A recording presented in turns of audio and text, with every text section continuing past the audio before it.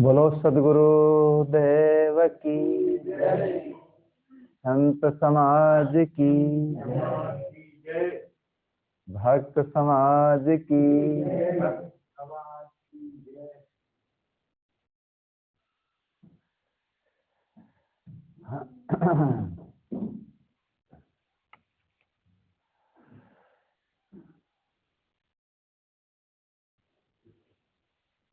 रेठ नदी के तट पर एक ग्राम दुबेपुरवा बीकेटी लखनऊ में हम सब लोग उपस्थित हैं। ये रेठ नदी का उद्गम स्थल है, यहीं से रेठ नदी आरंभ होती है। ऐस के सामान सब एक दिन पड़े रह जाएंगे, के सामान सब एक दिन पड़े रह जाएंगे। यार मेरी लाश पर रोते खड़े रह जाएंगे, यार मेरी लाश पर रोते खड़े रह जाएंगे। ऐसे के सामान सब एक दिन पड़े रह जाएंगे, के सामान सब एक दिन पड़े रह जाएंगे। यार मेरी लाश पर रोते खड़े रह जाएंगे, मेरी लाश पर रोते खड़े रह जाएंगे। ये फकत तूने ही ऊपर बात कुछ छेड़ी नहीं, तूने ही ऊपर बात कुछ छेड़ी नहीं। बादशाहों के भी ये झंडे गड़े रह जाएंगे, साहों के भी ये झंडे गड़े रह जाएंगे। यार मेरी लाश पर रोते खड़े रह जाएंगे,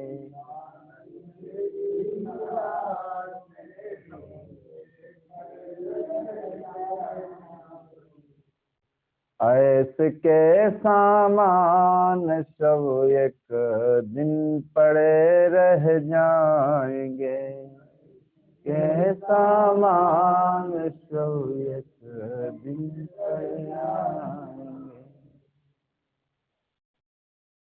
जिनकी शोहरत में जहाँ शोर है चारों तरफ, की शोहरत में जहाँ ये शोर है चारों तरफ, उनकी ताजों में भी यही हीरे जड़े रह जाएंगे, ताजों में भी यही हीरे जड़े रह जाएंगे। यार मेरी लाश पर रोते खड़े रह जाएंगे, मेरी लाश पर रोते रह जाएंगे। मालो जर घर कुछ भी तेरे साथ जाएगा नहीं, मान लो जर घर कुछ भी तेरे साथ जाएगा नहीं। ताख में रखे सोने के कड़े रह जाएंगे, तुम्हें रखे सोने के कड़े रह जाएंगे। ताख में रखे ये सोने के कड़े रह जाएंगे। ये सोने के कड़े रह जाएंगे। यार मेरी लाश पर रोते खड़े रह जाएंगे। लाश पर रोते खड़े रह जाएंगे। ऐसे के सामान सब एक दिन पड़े रह जाएंगे।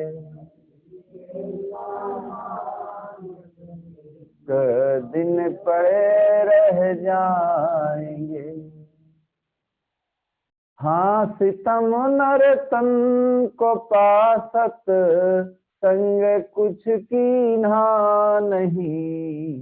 हाँ सितम नरतन को पासत संग कुछ कीन्हा नहीं। रूप के दिल में यही माँ भरे रह जाएंगे। के दिल में यही माँ भरे रह जाएंगे। यार मेरी लाश पर रोते खड़े रह जाएंगे। लाश पर रोते खड़े रह जाएंगे। ऐसे के सामान सब एक दिन पड़े रह जाएंगे। एक दिन पड़े रह जाएंगे। यार मेरी लाश पर रोते खड़े रह जाएंगे। मेरी लाश पर रोते खड़े रह जाएंगे। ऐसे के सामान सब एक दिन पड़े रह जाएंगे। सामान सब एक दिन पड़े रह जाएंगे। सद्गुरुदेव की जय।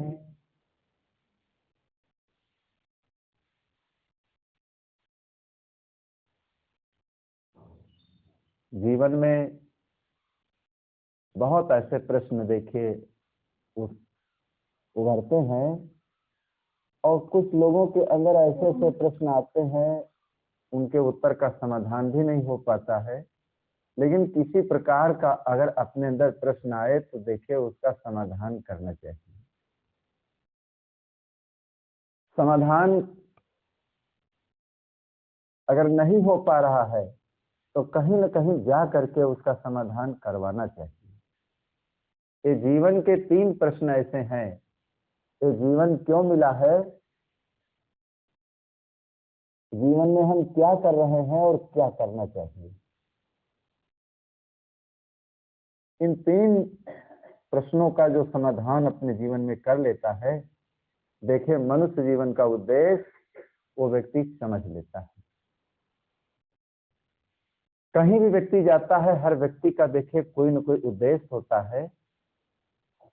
बिना उद्देश्य के वहां व्यक्ति नहीं पहुंच पाता है।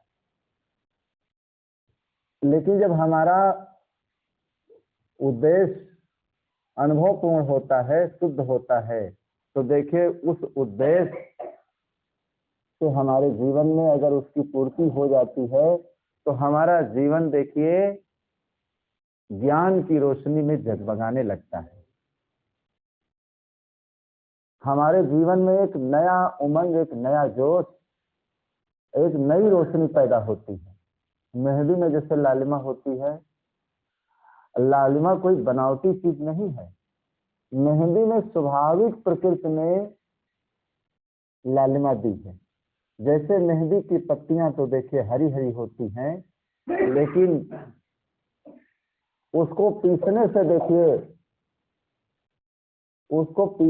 देखिए उसमें लालिमा निकलती। तो इसी प्रकार किसी व्यक्ति को कुछ बताया जाए किसी व्यक्ति को सीख दिया जाए, पकड़ करके बताया जाए, लेकिन अगर उसके अंदर वो रंग नहीं है तो कहां तक तुम पकड़ करके बताओगे। जब तक अनुभव ज्ञान, एक रट्टू ज्ञान होता है, एक अनुभव ज्ञान होता है। और रट्टू ज्ञान किसी को अगर बताया गया है तो रट्टू ज्ञान में क्या है, जितनी देर रटता है वो उतनी देर उसे पता रहता है। और अनुभव ज्ञान देखिए, बताना नहीं पड़ता है, व्यक्ति खुद अपने आप सोच लेता है हर चीज को, कहाँ पर क्या बोलना चाहिए, कहाँ पर क्या करना चाहिए, कहाँ कब जाना चाहिए, हर चीज का देखिए उसके पास ज्ञान आ जाता है। तो हर मनुष्य को चाहिए कि अपने अंदर ऐसा ज्ञान की धारणा बनाना चाहिए कि जिससे हमारे अंदर वो ज्ञान की प्राप्ति हो जाए, हमारा जीवन देखिए आनंदमय हो जाए। तो जीवन क्यों मिला है और जीवन में हम क्या कर रहे हैं और क्या करना चाहिए। ये जीवन हमें क्यों मिला है, पहला प्रश्न है, हमें जीवन में मिला क्यों।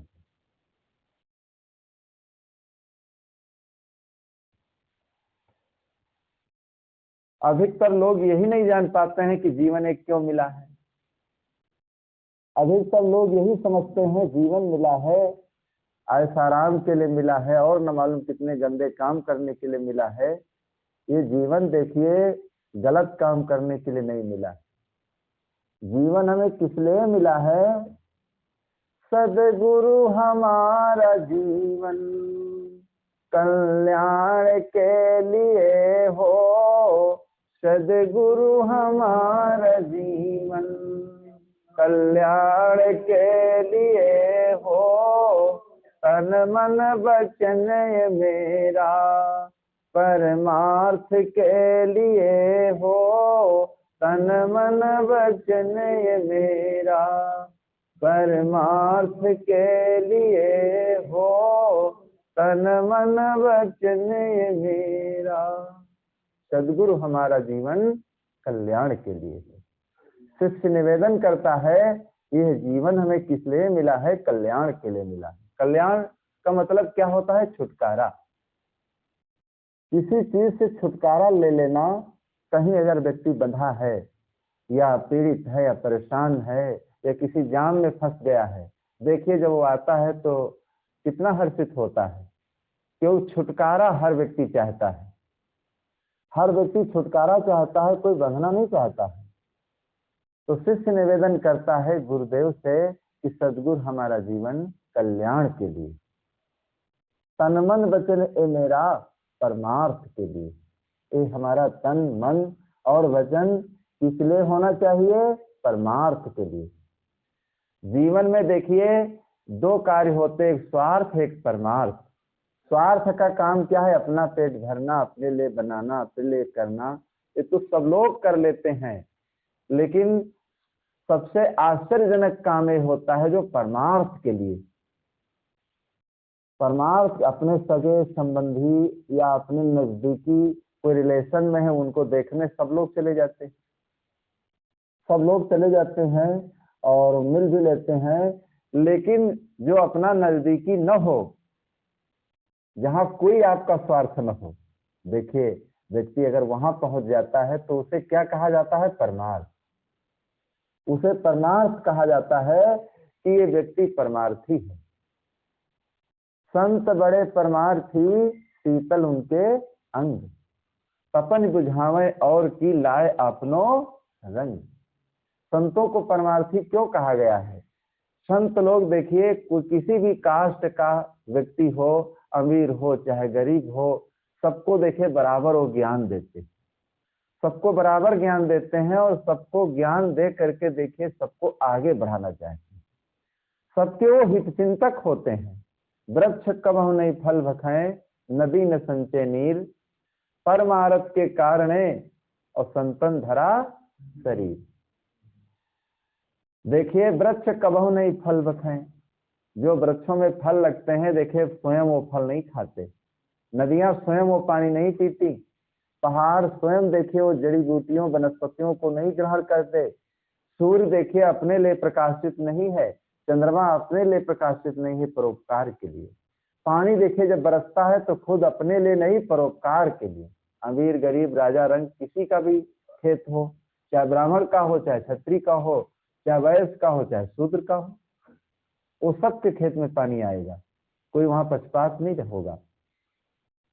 तो इसी प्रकार संतों का जो जीवन होता है देखिए वो परमार्थ के लिए होता है, वो परमार्थ के लिए होता है, इसीलिए उनको परमार्थी बताया गया है। वो रास्ते चलते चलते अगर कोई व्यक्ति मिलता है उसको भी ज्ञान दे देते हैं, शिक्षा दे देते हैं, उपदेश दे देते हैं। तो ये मनुष्य जीवन हमें क्यों मिला है भाइयों बंधुओं, इस बात को जरूर समझ लेना। अगर कोई आपसे कभी पूछ बैठे मनुष्य जीवन तुम्हें क्यों मिला है, तो तुरंत बता देना कि मनुष्य जीवन हमें इसलिए मिला है, सदगुरु हमारा जीवन कल्याण के लिए, तन मन वचन मेरा परमार्थ के लिए।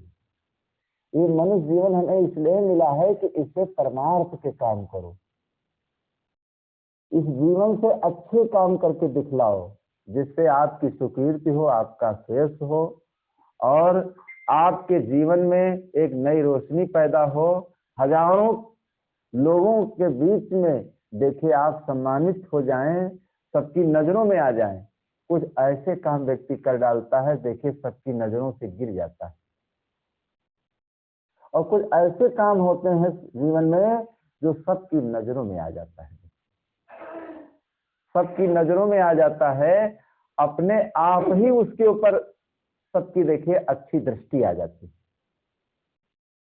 तो युग युग तक जग याद करे, तुम ऐसे कर्म करो, कर्म में ऐसे मर्म भरो। तो ऐसे कर्म करना चाहिए कि युगों युगों तक हमें लोग याद करते रहें, हमारे ना रहने के बाद भी लोग हमें याद करते रहें। कर्ण देखिए, दान में कर्ण का नाम सबसे आगे हुआ है। एक बार धर्मराज और महाराज श्री कृष्ण में आपस में विचार विमर्श होने लगा, तो धर्मराज ने कहा देखिए इस समय हमारे जो भाई, अर्जुन ने कहा जो हमारे भाई धर्मराज हैं वो दान में आगे हैं। तो महाराज श्री कृष्ण ने कहा देखिए चलो इसकी परीक्षा की जाए। किसी चीज की जब कसौटी की जाती है तभी तो पता लगता है। ऐसे कोई व्यक्ति किसी को कह दे बहुत अच्छा है, बहुत सत्यवादी है, बहुत धर्मवान है, पुण्यवान है, लेकिन जब उसकी कसौटी होती है तब पता लगता है। तो महाराज श्री कृष्ण ने कहा अर्जुन से चलो साधु का भेष बना करके चलो हम चलते हैं, धर्मराज और कर्ण दोनों लोगों की परीक्षा करते हैं। तुलसी तीन प्रकार से हित अनहित पहचान, और परवश परे परोस बस परे मामला जान। देखिए ऐसे बहुत मित्र होते हैं, लेकिन गोस्वामी तुलसीदास महाराज कहते हैं कि तीन प्रकार से देखिए लोगों की परीक्षा होती है, परवश परे परोस बस और परे मामला जान। उसके पड़ोस बसने से या तुम्हारे जीवन में कोई संकट आ जाए या कोई ऐसा मामला आ जाए, कोई ऐसा मामला आ जाए है तुम्हारा खेत, लेकिन वही व्यक्ति कहेगा ये तुम्हारा नहीं। तो ये तीनों की देखिए समय पर परीक्षा होती है। कोई संकट आ जाए तब उसकी परीक्षा होती है, या मुसीबत खड़ी हो जाए तब पता लगता है कौन हमारा साथी है। ऐसे हजारों साथी होते हैं। देखिए एक शब्द में कहते हैं, आराम के साथी क्या क्या थे, जब वक्त पड़ा तब कोई नहीं। आराम के साथी क्या क्या थे, जब वक्त पड़ा तब कोई नहीं। ये दुनिया अपने मतलब की, इस जग में किसी का कोई नहीं। ये दुनिया अपने मतलब की, इस जग में किसी का कोई नहीं। आराम के साथी क्या क्या थे, जब वक्त पड़ा तब कोई नहीं। आराम के साथी क्या क्या थे, जब वक्त पड़ा तब कोई नहीं। तो आराम के साथी क्या क्या थे, जब वक्त पड़ा तब कोई नहीं। वक्त पर, समय पर देखिए उस व्यक्ति की परीक्षा होती है। समय और वक्त पर जो व्यक्ति कसौटी में आ जाता है वही असली मित्र कहलाता है। ऐसे हजारों मित्र होते हैं, हजारों प्रेमी होते हैं, लेकिन एक एक करके सब बिखर जाते हैं। तो ऐसे ही धर्मराज और के पास अर्जुन और श्री कृष्ण महाराज जब गए तो धर्मराज ने स्वागत सम्मान किया। कहा भगवान कहो कैसे आना हुआ। तो महाराज श्री कृष्ण ने कहा हमें 5 मन चंदन चाहिए। तो धर्मराज ने कहा बैठिए, देखिए अभी व्यवस्था हम करते हैं। तुरंत नौकरों को आदेश दिया कि जाओ बाजार में चंदन खरीद लाओ। पानी बहुत बरस रहा था, बाजार में कोई चंदन आया नहीं था, लौट आए। तो कहने लगे देखिए चंदन जब बाजार में आएगा तो हम खरीद करके आपके यहाँ पहुंचा देंगे। दोनों लोग चल दिए। फिर कर्ण के दरबार में पहुंचे। जब कर्ण के दरबार में पहुंचे तो कर्ण के दरबार में जब पहुंचे देखिए अर्जुन और महाराज श्री कृष्ण, तो कर्ण ने सम्मान और स्वागत किया, बैठाया। स्वागत और सम्मान करने के बाद देखिए कर्ण जी पूछने लगे महाराज श्री कृष्ण से, महाराज जी हमारे लायक अगर कोई सेवा हो तो आप बताइए, हमारे लायक अगर कोई सेवा हो तो आप बताइए। तो महाराज श्री कृष्ण ने कहा हमें 5 मन चंदन चाहिए। राजाओं के यहाँ दरवाजे पल्ले सब चंदन के लगे थे। तो तुरंत आदेश किया कि लाओ कुल्हाड़ी, ये दरवाजा जो लगे हैं खोद करके अभी दे दो। तुरंत सब नौकर आए, गिराने लगे दरवाजा, तुरंत चंदन इकट्ठा करके दे दिया। तो महाराज श्री कृष्ण कहने लगे अर्जुन से, देखा धर्मराज के कितने चंदन के दरवाजे लगे थे, कहीं दे पाए? बाजार गए, बाजार में मिला नहीं। लेकिन कर्ण को देख लिया, कर्ण अपने दरवाजा खोद करके दे दिया। तो दुनिया में कर्ण के समान कहते हैं आज तक कोई दानी नहीं हुआ है। इसलिए दान का नाम जब आता है तो कर्ण का नाम देखिए सर्वप्रथम कर्ण का नाम दिया जाता है। द्वापर में कर्णवीर दानी हुए थे, द्वापर में कर्णवीर दानी हुए थे, जिनकी अमर है जगत में कहानी, जिनकी अमर है जगत में कहानी। सुनो देश वीरों कथा है सुहानी, देश वीरों कथा है सुहानी। सुनो देश वीरों कथा है सुहानी, देश वीरों कथा है सुहानी। करो कर्म ऐसा रहे जग निशानी, कर्म ऐसा रहे जग निशानी। करो कर्म ऐसा रहे जग निशानी, कर्म ऐसा रहे जग निशानी। तो द्वापर में कर्णवीर दानी हुए थे और जिनकी अमर है जगत में कहानी। देखिए कहानी आज भी उनकी अमर है, ऐसा काम करके हो गए। तो इसलिए कर्ण का नाम सर्वप्रथम लिया जाता है। कर्ण ऐसा काम करके गए कि दुनिया में जब तक सूरज चांद रहेगा तो उनका नाम अमर रहेगा। तो मनुष्य जीवन हमें क्यों मिला है आप समझ गए होंगे। इस जीवन से, शरीर से परमार्थ का काम करने के लिए, दूसरे की भलाई करने के लिए, परोपकार करने के लिए, जीवन को अच्छे रास्ते पर चलाने के लिए हमें मनुष्य जीवन मिला है। लेकिन लोग क्या समझते हैं, खाना पीना सोना जागना लेना देना, बिजनेस धंधा व्यापार कर लेना, शादी कर लेना, बाल बच्चे हो जाना, फिर ऐशाराम करना, बस इतना ही देखिए मनुष्य जीवन के उद्देश्य को समझते हैं। ये मनुष्य जीवन हमें इसलिए नहीं मिला है कि इतना ही करके इस दुनिया से चले जाओ, मनुष्य जीवन का समझ लो तुम्हें सारा मर्म प्राप्त हो गया। तो पहला प्रश्न था मनुष्य जीवन हमें क्यों मिला है। दूसरा है कि मनुष्य जीवन में क्या करना चाहिए और क्या हम कर रहे हैं। मनुष्य जीवन में क्या करना चाहिए और क्या हम कर रहे हैं। देखिए, इन दो बातों पर भी हर मनुष्य को ध्यान देना चाहिए। क्या हम कर रहे हैं, आदमी ये नहीं जान पाता है कि हम क्या कर रहे हैं। देखिए, हर आदमी को अपने जीवन का निरीक्षण करना चाहिए। सुबह शाम प्रातः दोपहर ये निरीक्षण करता रहता है। देखिए, कोई व्यापार अगर घाटे में है, कोई धंधा घाटे में है, तो आपको पता लग जाएगा। अगर निरीक्षण नहीं करोगे तो पता नहीं लगेगा घाटा है कि हानि है कि लाभ है, क्या है, आप वही करते जाएंगे। तो मनुष्य जीवन में क्या करना चाहिए और क्या हम कर रहे हैं। करना क्या चाहिए?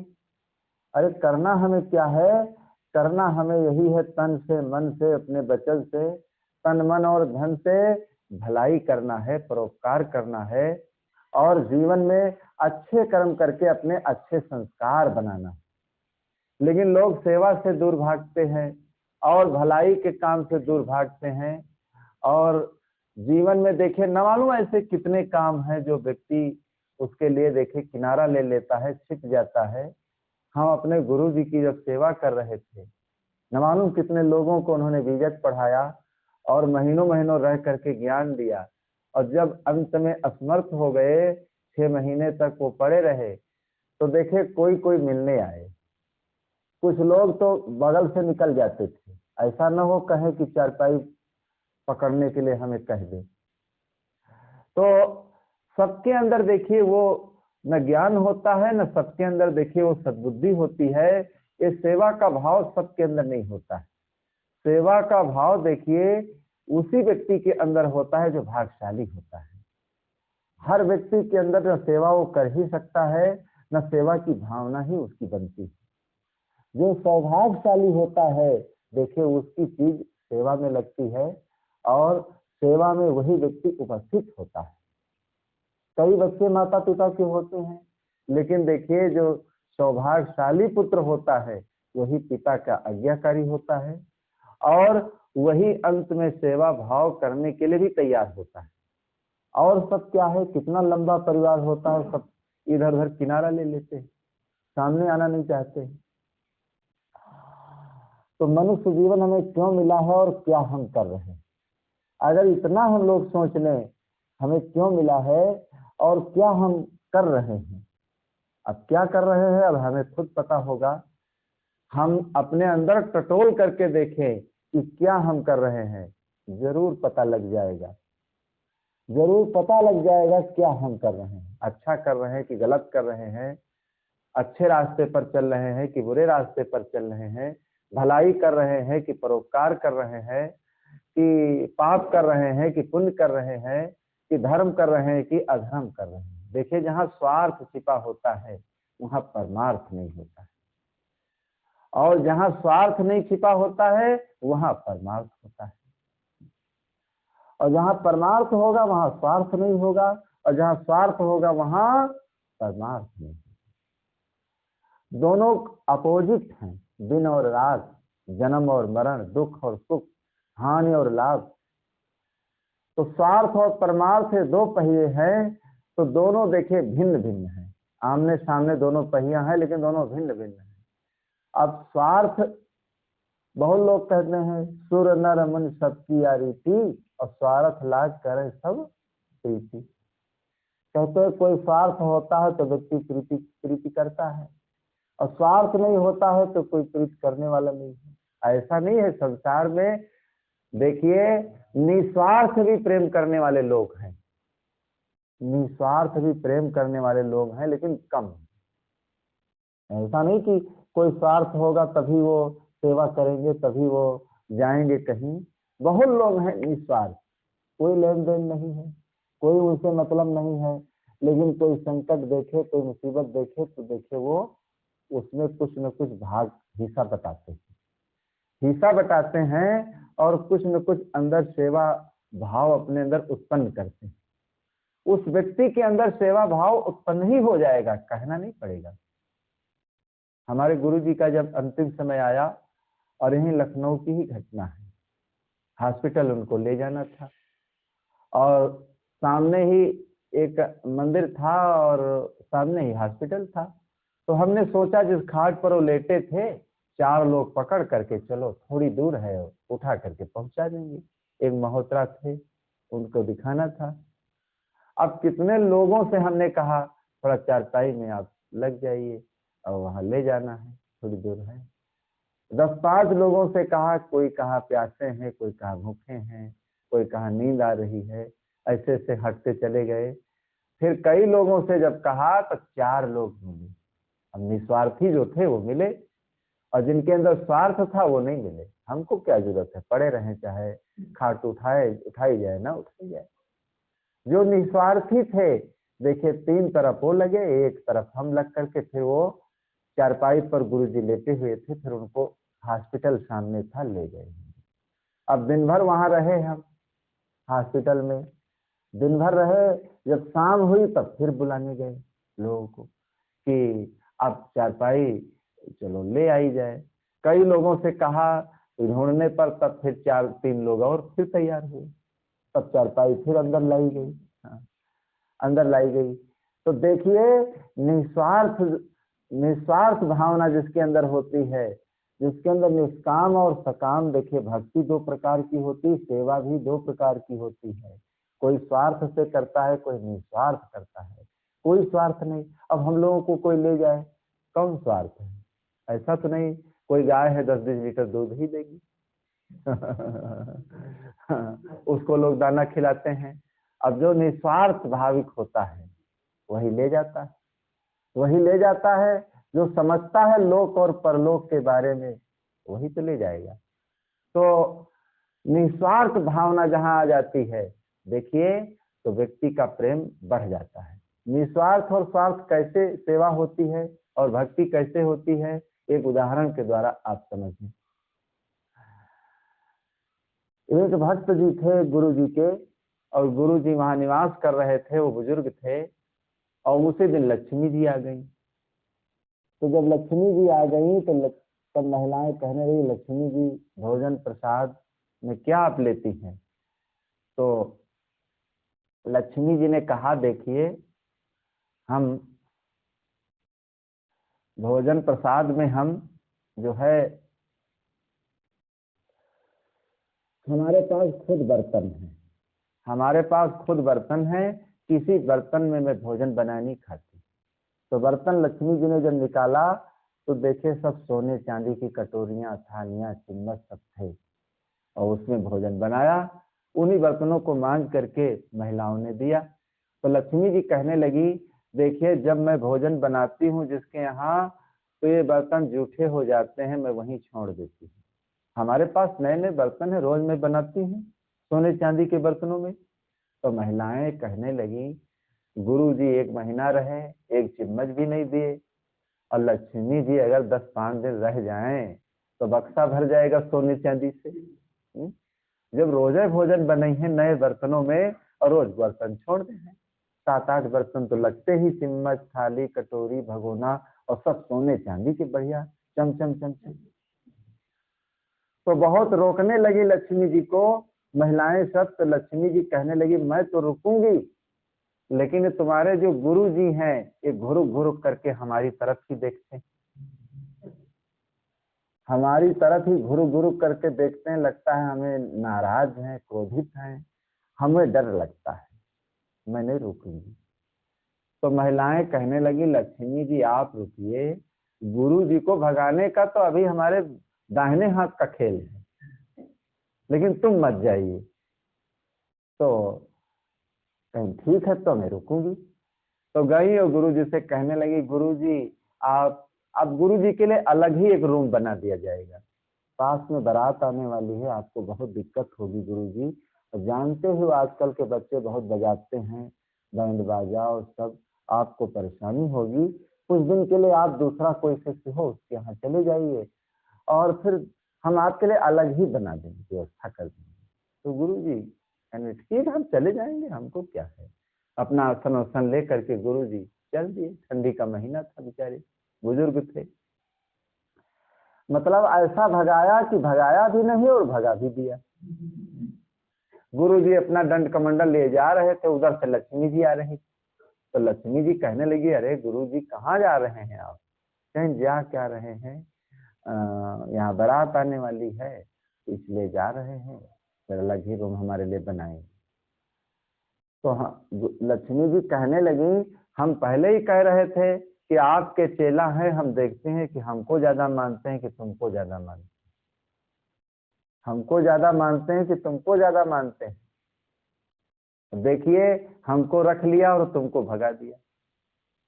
हमको क्यों रख लिया, सोने चांदी के बर्तन रोज मिलेंगे इसलिए रख लिया। और तुमको क्या, खाते थे और अनाज कम पड़ता था उनका। हाँ। तो देखिए निस्वार्थ वहां सेवा नहीं थी, स्वार्थ की सेवा थी। सोचते अरे गुरुजी बुजुर्ग हैं और चलो ठीक सोने चांदी के बर्तन मिल भी जाएंगे तो मैं क्या करूंगी, अगर बहुत धन मिल जाए व्यक्ति को तो क्या करेगा। सज धज कर जिस दिन मौत की शहजादी आएगी, ना सोना काम आएगा ना चांदी आएगी। सज कर जिस दिन मौत की शहजादी आएगी, ना सोना काम आएगा ना चांदी आएगी। न सोना काम आएगा न चांदी आएगी, सोना काम आएगा न चांदी आएगी। सजधर कर दिन मौत की शहजादी आएगी, न सोना काम आएगा न चांदी आएगी। मौत की शहजादी देखे जिस दिन आती है जिस व्यक्ति की, चाहे जितना सोना हो चांदी हो सब गड़ा रहता है और कुछ काम आने वाला नहीं। तो इसलिए हर मनुष्य को चाहे मनुष्य जीवन क्यों मिला है, हम क्या कर रहे हैं और हमें क्या करना चाहिए।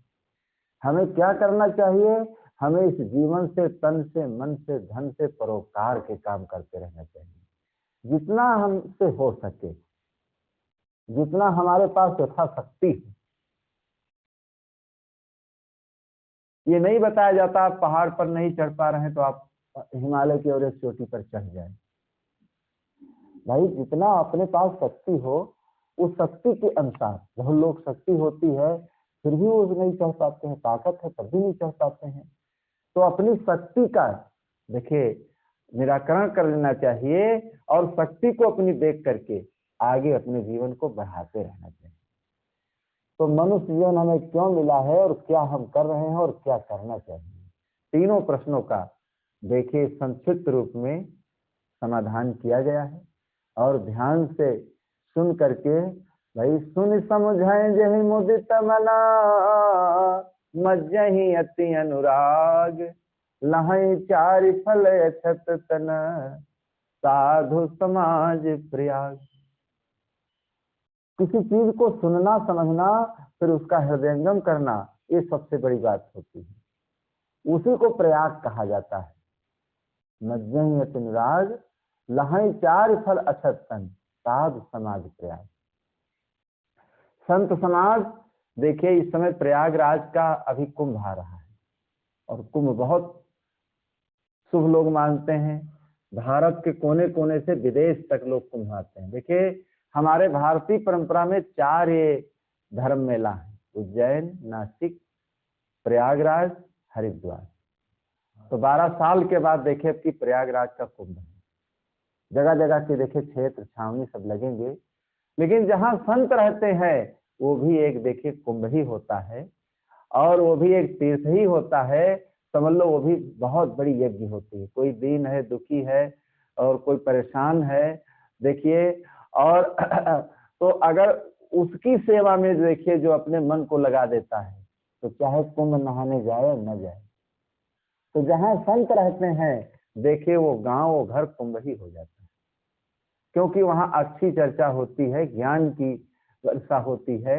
और जब ज्ञान की वर्षा होती है तो देखिए मनुष्य के मन का मैल जो है वो धुल जाता है। जब मनुष्य के मन का मैल जब धुल जाएगा तो देखिए तन से, मन से, वचन से वो अच्छे कार्य करेगा। और जब तन से, मन से अच्छे कार्य करेगा तो उसका जीवन अपने आप कल्याणकारी हो जाएगा। और अपने आप ही जब कल्याणकारी उसका जीवन हो जाएगा तो शांति और सुख समृद्धि अब जीवन में अपने आप उसकी आ जाएगी।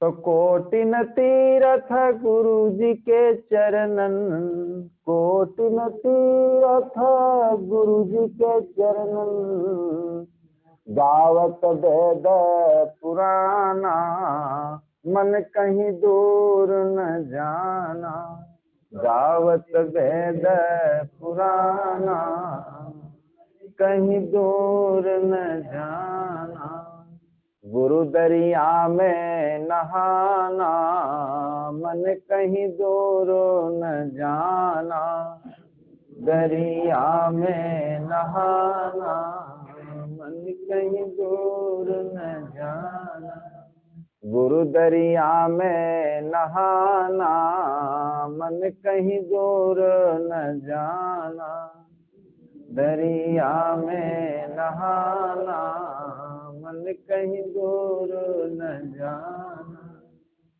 गुरु दरिया में नहाना, मन कहीं दूर न जाना, गुरु दरिया में नहाना, दूर न जाना। बोलो सद्गुरुदेव की।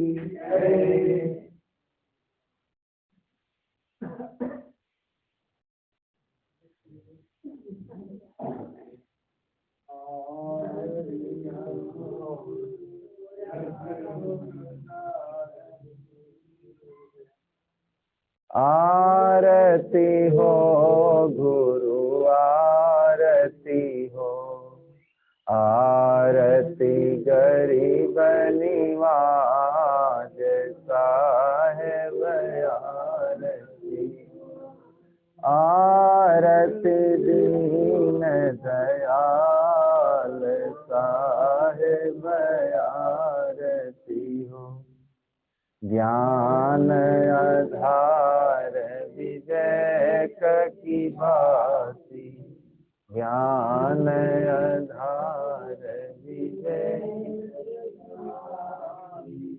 सूरति ज्योति जहाँ जाग साहिब आरती, आरती गरीब निवाज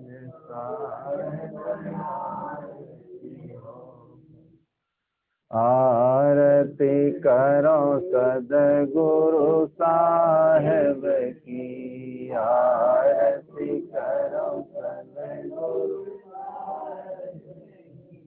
जहाँ सब संत समाज साहेब आरती दीन दयाल साहेब आरती हो, दरस परस गुरु चरण शरण भज, दरस परस गुरु चरण शरण, टूट गयो यम जाल साहेब आरती हो, आरती गरीब निवाज साहेब आरती हो, आरती दीन दयाल साहेब आरती, साहेब कबीर संतन की कृपा, साहेब कबीर भयव परख परकास साहेब आरती हो, भयव परख परकास साहेब आरती हो, आरती गरीब निवाज साहेब आरती हो। बंदों सन्मुख पारखी शीश भेंट धरिया, वचन उचारो बंदे सत्य प्रेम के साथ